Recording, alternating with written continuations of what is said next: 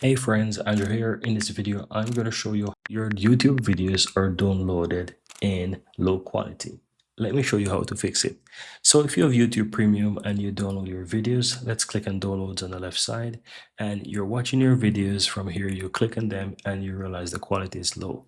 In order to fix this, what you want to do is to look on the upper right. You'll find settings. Click here, and here you can set the download quality. So if you set this to full HD, the next time you go to YouTube and basically download a video, you will have that video download in HD. And that's what you want to do, guys. So I'm going to go ahead and pause this for a moment, click on download, and this video will download in HD.